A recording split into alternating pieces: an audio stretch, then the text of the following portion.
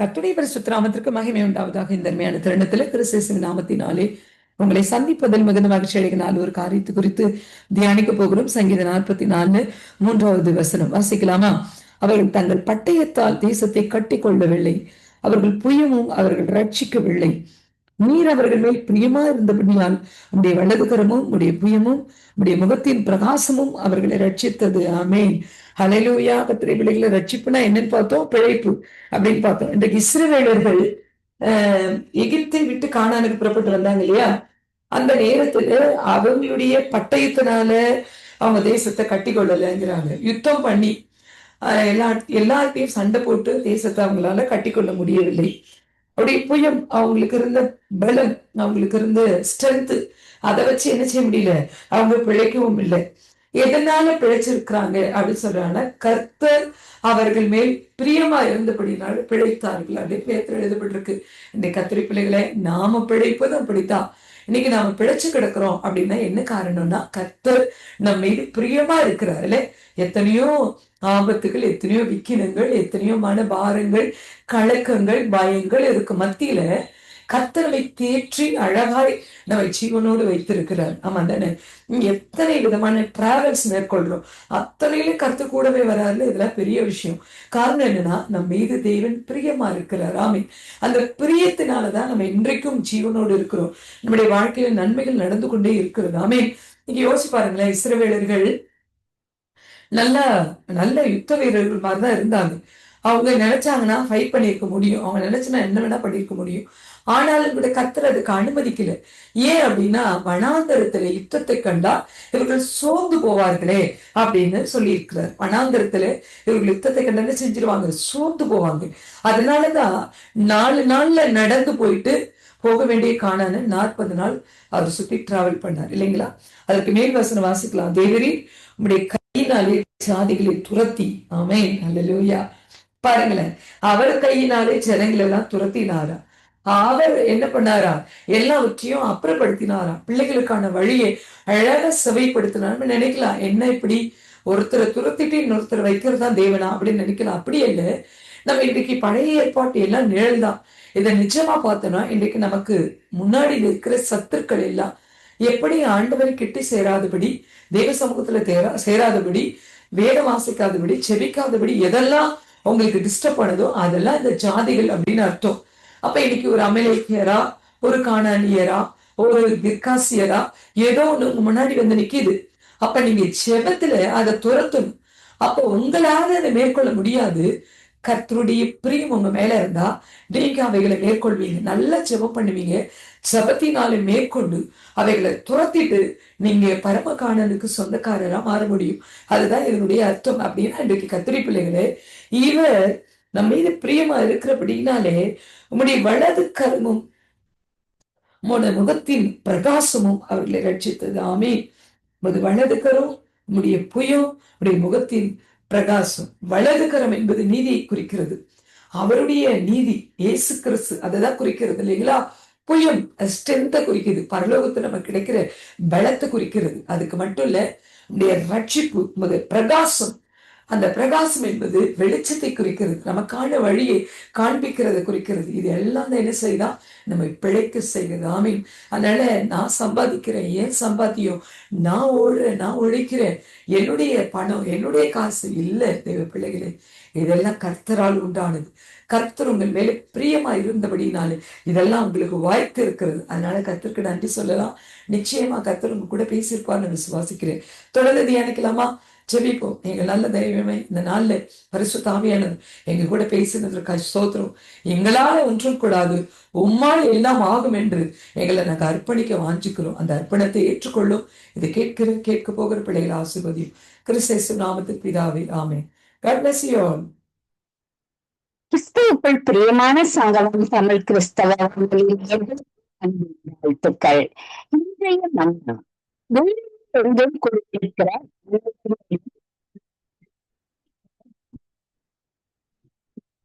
5.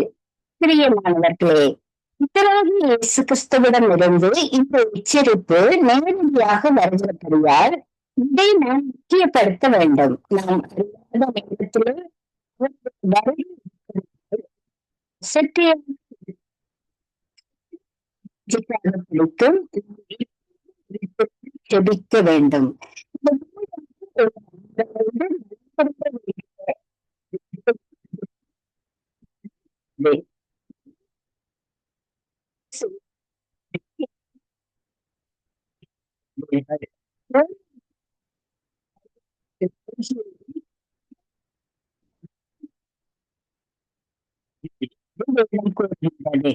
அவருடைய வருகையில் எடுத்துக் கொள்ளப்பட ஆயத்தமாக எச்சரிக்கையாகவும் இருங்கள். ஏனெனில் எனக்கு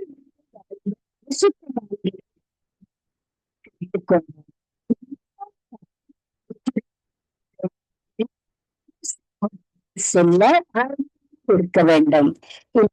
கவலைப்பட்டு விடுவோம். இதை சிந்தித்து என்னை திரும்பவும்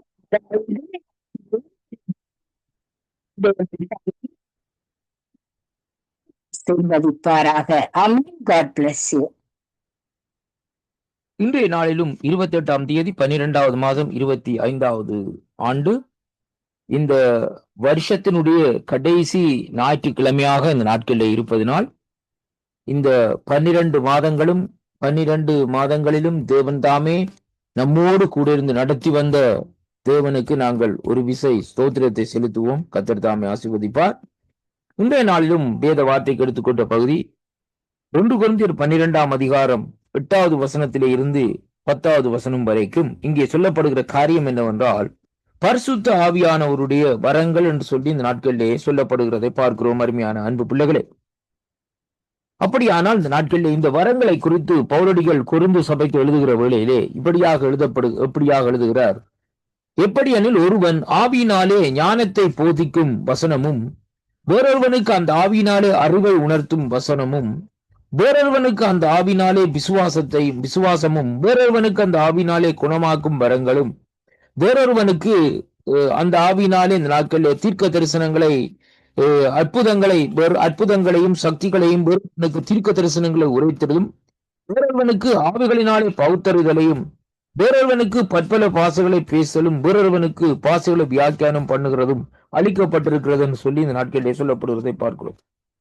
அருமை பிள்ளைகளே, இதுதான் இன்றைக்கு gift of the Holy Spirit என்று சொல்லி இன்றைக்கு நாங்கள் பார்க்கிறோம். அருமையான கர்த்தருடைய பிள்ளைகளே, அதாவது பரிசுத்த ஆவியானவருடைய வரங்கள். பரிசுத்த ஆவியானவர் நமக்குள்ளே வருகிற வேளையிலே இந்த வரங்களை இந்த நாட்களிலே நமக்கு அளிக்கிறார் என்பதை நாங்கள் அதிக உறுதியாக நிச்சயமாக இந்த நாட்களிலே நம்ப வேண்டும். ஏனென்றால் ஆவியானவருடைய வரத்தினாலே தான் இன்றைக்கு நாங்கள் செயல்பட முடியும் என்பதையும் இன்றைக்கு நாங்கள் அறிந்து கொள்ளக்கூடியதாகவும் உணர்ந்து கொள்ளக்கூடியதாகவும் இந்த நாட்களிலே இருக்கிறதை அங்கே காண்கிறோம். அருமை பிள்ளைகளே, அதனாலதான் இந்த வார்த்தைகளை நாங்கள் சற்று வாசிக்கிற வேளையிலே இந்த வரங்களுடைய தன்மைகளை, வரங்களுடைய காரியங்களை குறித்து இந்த நாட்களிலே வேதம் நமக்கு திட்டவட்டமாகவும் தெளிவாகவும் இந்த நாட்களிலே எழுதி வைத்துக்கிறதை அங்கே காணக்கூடியதாக இருக்கிறது.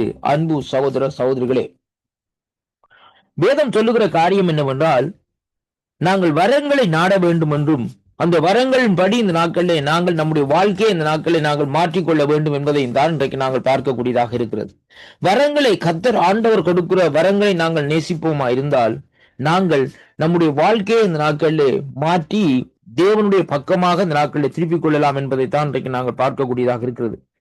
இங்கே சொல்லப்பட்ட இந்த பிரகாரங்களில் 1 கொரிந்தியர் 12ஆம் அதிகாரத்தில் 8ஆம் வசனத்தில் சொல்லப்பட்ட வார்த்தையின்படி பார்க்கிற வேளையிலே, ஒருவனுக்குள்ள இந்த வரங்கள் கிரியைகள் நடப்பிக்குமா இருந்தால் அவன் பொல்லாத வழிகளை விட்டு மனம் திரும்பி, தீய வழிகளை விட்டு மனம் திரும்பி இந்த நாட்களிலே அவன் தேவனுக்கு பிரியமான மனுஷனாய் இந்த நாட்களிலே நடந்து இந்த நாட்களில் இந்த வரங்களை பயன்படுத்துவான் என்பதைத்தான் கர்த்தருடைய வார்த்தை இந்த நாட்களை நமக்கு இந்த நாட்களை கற்றுத்தருவதை பார்க்கிறோம். அதனாலே அன்பு பிள்ளைகளே, நீங்கள் இந்த வார்த்தைகளை கேட்கிற வேளையிலே தேவன் உங்களுக்கு வரங்களை அளிக்கும்படியாக ஆண்டோடத்தில் அந்த வரங்களை வாஞ்சியுங்கள் என்பதைத்தான் கர்த்தருடைய வார்த்தை இந்த நாட்களிலே சொல்லுகிறது. என்றால் இன்றைய பாருங்கள், அநேகர் இந்த நாட்களிலே இந்த வரங்களை இந்த நாட்களிலே ஒரு சிலர் இந்த நாட்களில் துட்பிரயோகம் செய்கிறதையும் அங்கே காணக்கூடியதாக இருக்கிறது. அருமையான கர்த்தருடைய பிள்ளைகள், ஆனால் இந்த வரங்கள் எதற்காக இந்த நாட்களில் நமக்கு கொடுக்கப்படுகிறது என்றால், மற்றவர்களை தேவன் அண்டையிலே வழிநடத்தும்படியாகவும் மற்றவர்களை தேவனுடைய பக்கமாக திருப்பும்படியாகவும் தான் தேவன் நமக்கு அந்த வரங்களை அளிக்கிறாரே ஒழிய, இந்த வரங்கள் மூலமாய் மற்றவர்களை இந்த நாட்களிலே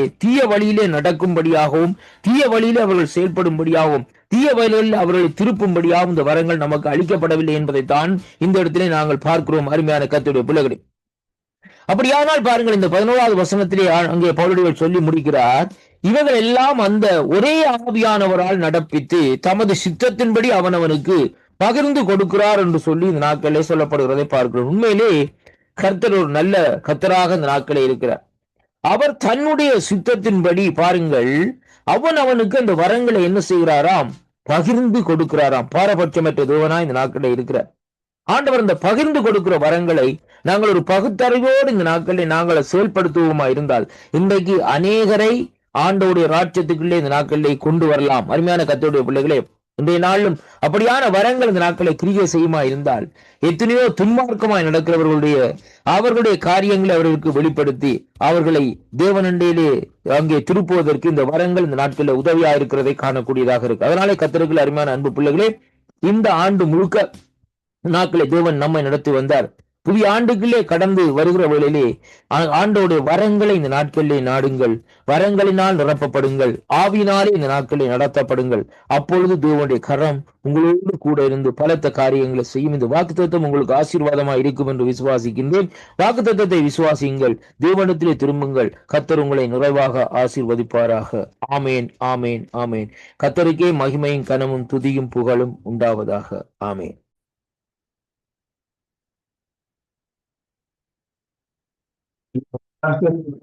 சார்பாக இந்த கால தியானத்திற்கு ஒரு அன்பு இருக்கிறேன்.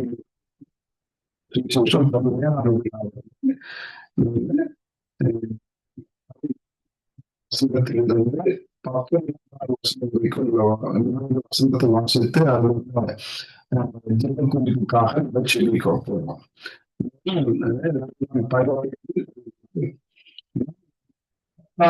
அல்லாதது போல அல்ல, சத்தியத்தினாலே அவர்களை பரிசுத்தமாக்கும் வசனமே சத்தியம்.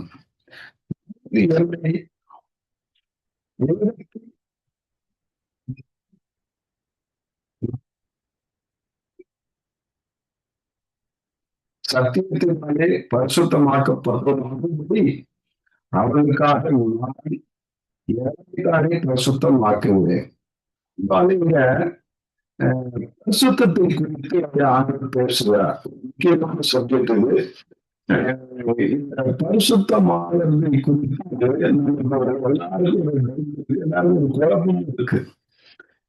பரிசுத்தமாக நாம என்ன சொல்லணும் அப்படின்ற ஒரு சந்தேகம் இருக்குது. விதையை ஆண்டவர் கொடுக்கிறார். என்ன விதை அப்படின்னாக்கா நம்ம செடிகளை என்ன சொல்றோம்னா, எனக்காக பரிசுத்தமாக்குகிறேன் அவர்களை சொல்வது போல நான் சத்தியத்தினாலே பரிசுத்தமாக்கப்பட எனக்கு உதவி செய்வோம் அப்படின்னு சொல்லி நம்ம ஜெபிக்கணும். சத்தியத்தினாலே பரிசுத்தமாக்கப்பட வேற எதாலையும் பரிசுத்தமாக்க நம்ம வாஷிங் மிஷின்ல போட்டு சேர்த்தாலும் பரிசுத்தமாக முடியாது. அப்ப சத்தியத்தினாலதான் ஒரு ஆண்டவரை விசுவாசியா இருக்கிற ஒரு கிறிஸ்தவர்கள் சத்தியத்தினாலதான் பரிசுத்தமாக்கப்படுவாங்க. நம்மதான் அவர் சொல்றாரு, சத்தியத்தினாலே பரிசுத்தமாக்கப்பட்டவர்களும்படி அவர்களுக்காக நான் என்னை பரிசுத்தமாக்கினேன். அப்ப என்ன சொன்னா, சத்தியத்தினாலே அவர்கள் பரிசுத்தமாக்கும் உங்களுடைய வசனமே சத்தியம் அப்படின்றார். அப்ப சத்தியம்னா என்ன? அந்த சத்தியத்தினாலே பரிசுத்தமாக்கும் என்று அவர் நமக்காக வேண்டுதல் செய்யறாரு.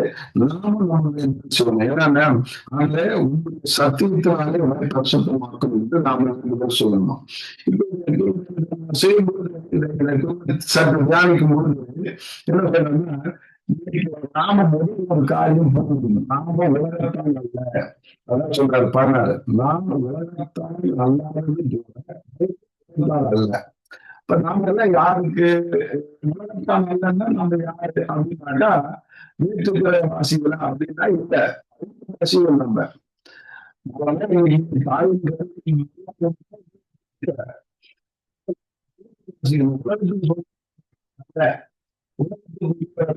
நம்ம எல்லாம் யாரும் போவாங்க, பரிசுத்தவான்கள் போவாங்க.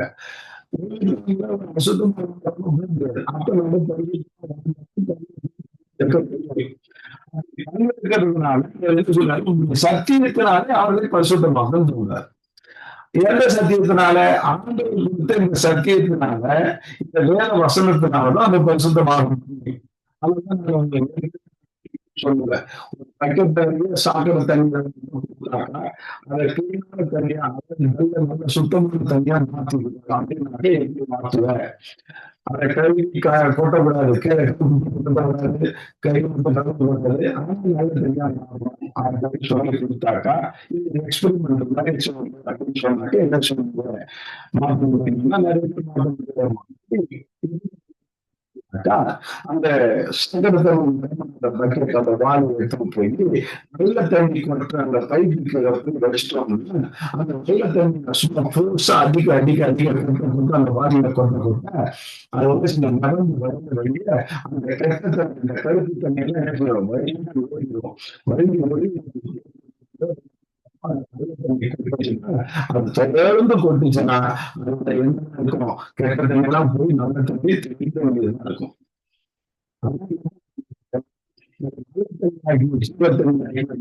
வசனத்தை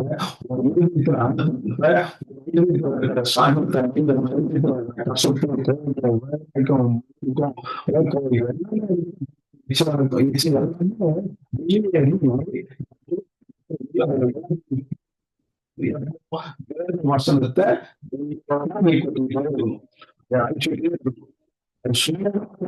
அல்லது அப்ப போன நல்ல தண்ணியும்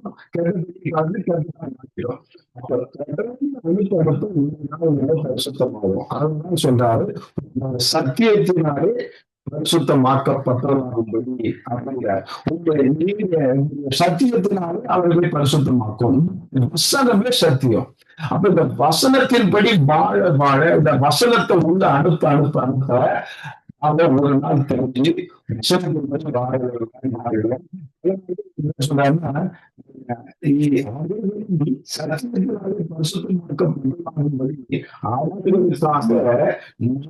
என்னைத்தானே பரிசுத்தமாக்குகிறேன்.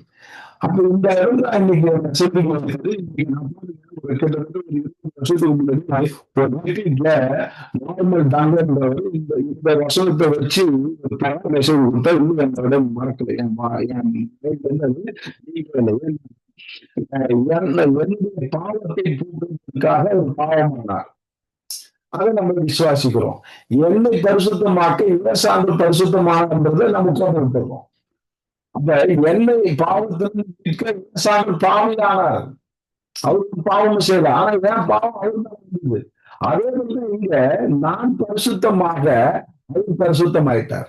அப்ப அவருடைய பரிசுத்தத்தினாலே நான் பரிசுத்தமாகிறேன்.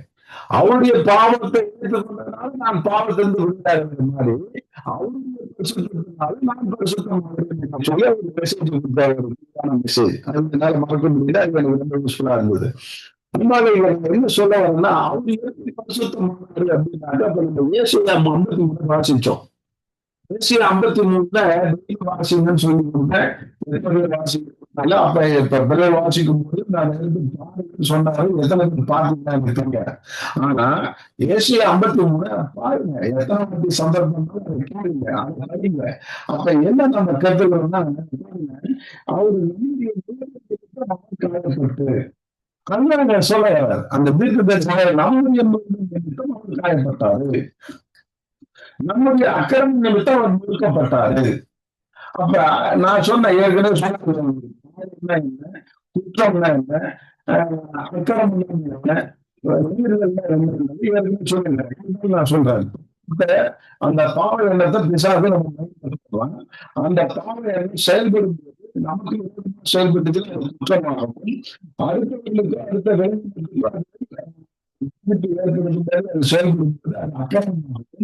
ஆண்டோடைய வார்த்தைக்கோ அல்லது ஆண்டோருக்கோ பாதிப்பு ஏற்படும்படி நம்ம செயல்பட்டோம்னா அது மீறுதலாகவும் மாறுகிறது.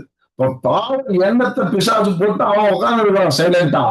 நாம தான் செயல்படுறோம். அது நமக்கு நம்ம விரோதமாக செயல்பட்டோம்னா அது குற்றமாகவும், அடுத்தவர்களுக்கு பாதிப்பு ஏற்படும்படி செயல்பட்டால் அது அக்கிரமமாகவும், ஆண்டவருக்கு பாதிப்பு ஏற்பட்டால் அது மீறுதலாகவும் மாறுகிறது. இந்த 4 காரியத்துக்கு தான் இவர் அடிக்கப்பட்டார், நல்லப்பட்டார். அப்ப நம்மை பரிசுத்தப்படுத்த இவர் பரிசுத்தமானது இருக்கலாம்.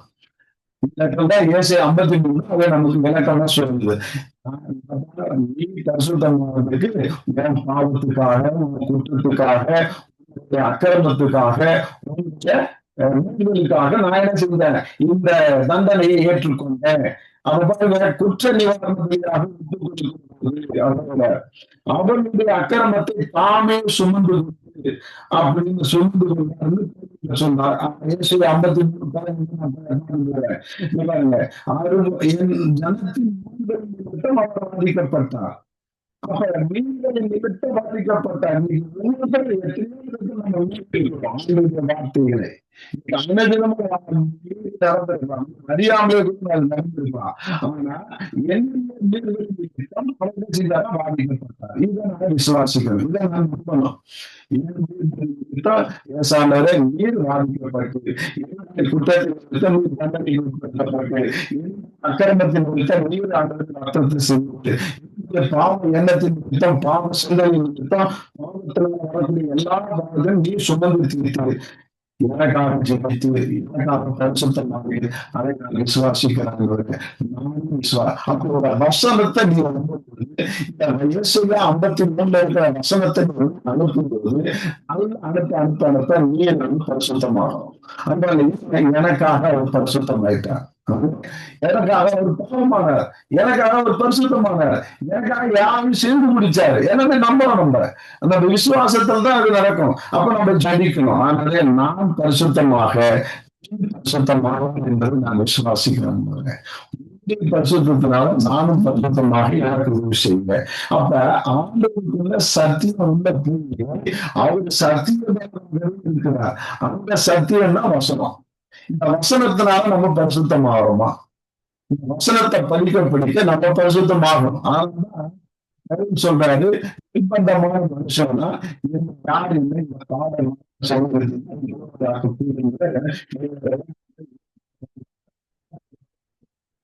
2 பதில் சொல்றாரு. என்ன சொல்றாரு?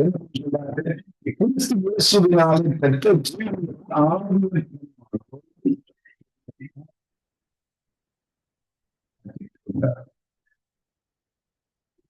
விடுதலையாக்கல மனசு சொல்லிக் கொடுத்த சத்திய வசனங்கள், அந்த ஆவியின் பிரமாணங்கள், அந்த ஆவியின் பிரமாணத்தை உள்ள அனுப்பாங்க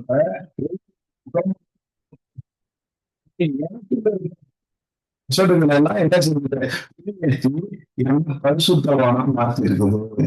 நான் விடுதலை அடைகிறதுக்கு அது உதவி செஞ்சது. அதுதான் அந்த வசனங்கள், அந்த வார்த்தைகள், அந்த சத்தியங்கள், அந்த உண்மையான சத்தியங்கள், அதான் ஜீவனுள்ள சத்தியம் சொல்றார். வார்த்தை ஜீவனாக இருக்கிறது. வசனம் ஜீவனை ஆவியாக இருக்கிறது. சொல்லியா ஒரு இடத்துல நம்மளே நம்முடைய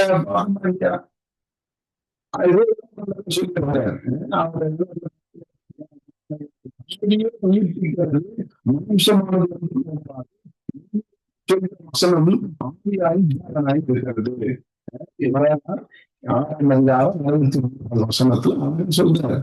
அப்ப என்னுடைய வசனம் ஆவியாய் ஜீவனாக இருக்கிறது. இந்த வசனத்தை நீ வாசித்து உள்ள அனுப்ப அது உனக்கு உண்டு கொடுக்கிறது, உன்னை மாற்றுகிறது, உன்னை ஆவியில நிரம்ப வைக்கிறது. அதனால இந்த வசனத்துக்கு முக்கியத்துவம் கொடுக்குறோமா? அப்ப வசனத்தினால நம்ம பரிசுத்தமாகும். வேற எதாலையும் பரிசுத்தமாக முடியாது. அதுதான் திரும்ப சொல்ல சோப்புட்டு பரிசுத்தம் நம்முடைய சரீரத்துடைய முடிந்த வேலை சுத்தமாகலாம். சுத்தமாகிறதுக்கு ஆண்டுடைய வசனம் தான் சோப்பாக பயன்படுகிறது. ஆண்டுடைய வசனம் தான் நமக்கு சௌகாரமாக பயன்படுகிறது. ஆண்டுடைய வசனம் தான் நமக்கு வாஷிங் மிஷினாக சுத்தப்படுத்த பயன்படுகிறது. அந்த வசனத்தை நாம அனுப்ப வேண்டும், வசனத்தை விசுவாசிக்க வேண்டும், வசனத்தின்படி வாழ வேண்டும், வசனத்தை அனுப்ப வேண்டும், வசனத்தை புரிந்து கொள்ள வேண்டும்.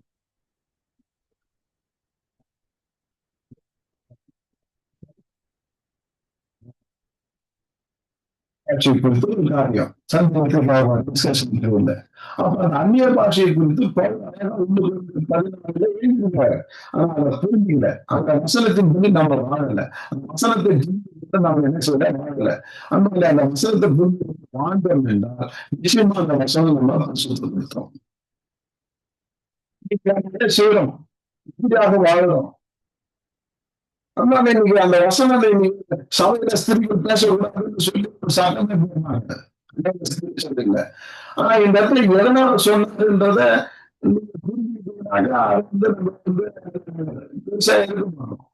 சபையில வந்து ஸ்திரீகள் இருந்து சபையை நடத்துறது அது ஆண்டவர் காலத்துல இருந்தாங்க. சொல்றேன்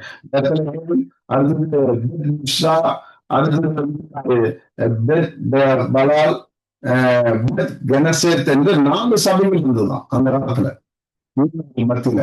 அதுல வந்து எந்த சபையில பேசக்கூடாது அப்படின்னாக்கா பேசக்கூடாது. கனசேத் என்ற சபையில தான் இங்க பேசக்கூடாதுன்னு பவுல் சொன்னாருன்னு சொல்றோம். அப்ப நம்ம புரியாதான் இன்னைக்கு ஒரு குரூப் ஆஃப் பீப்புள் வந்து இதை பயங்கரமா சாரலாங்க. பெண்கள் பேசக்கூடாது, பெண்கள் ஊழியம் பண்ணக்கூடாது, பெண்கள் சபையிலே பேசக்கூடாது. அப்ப சரியான அதை தான் இந்த வசனம் பரிசுத்தமாக்கல. சபையில சொல்றாரு 27 யாராவது அந்நிய பாஷையில பேசுறதுனால் அது விரைவில் மட்டும் பேசணும். அர்த்தத்தை சொல்லவும் அர்த்தம் சொல்வதற்கு சபையில பேசாமல் தமிழ் பேச கடவுண்டார். இதை நீங்க சபை ஃபாலோ பண்ணா சபைக்கு ஃபாலோ பண்றது நான் சொன்ன சொல்லுவாங்க. இந்த சத்தியம் நம்மளுக்கு இருந்துச்சா, இந்த சத்தியத்தின்படி நம்ம வாழ்ந்தோமா? அப்ப இதெல்லாம் இந்த ஏன் ஆவியானவர்கள் சத்தியத்தின்படி நம்ம வாழணும். சத்தியம் சத்தியத்தின்படி நம்ம பரிசுத்தம் வாழணும். வேற வசனம் தான் சத்தியம். வேற வசனம் முடியாது. அவசியமா இதை வச்சிருந்த ஆண்டவர் எல்லாத்தையும் அத்தியாவசியமா வச்சிருந்த வசனத்துக்கு நம்ம முக்கியத்துவம் கொடுத்து வசனத்தின் படி ஆட்டோமேட்டிக்கா நம்ம பரிசுத்தமாகும். பரிசுத்தம் ஜெயிக்கிறது வசனத்தை நான் வாசித்து அவங்க நான்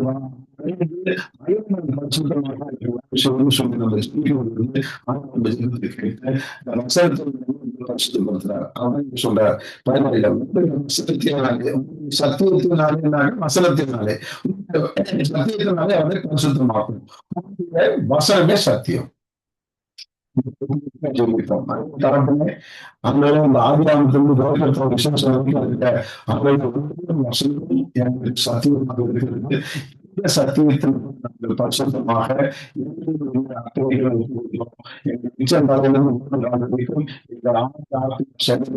பரிசுத்தமாக வேண்டும் என்றால் உங்களுடைய வசனத்தின் படி அதை கேட்டு அதை ரசித்து ரசித்து அதை செய்யும். இந்த வசனத்தினால விசுவாசத்தை நான் விஷயம் இந்த சத்தியத்தை பார்க்கிற விஷயம்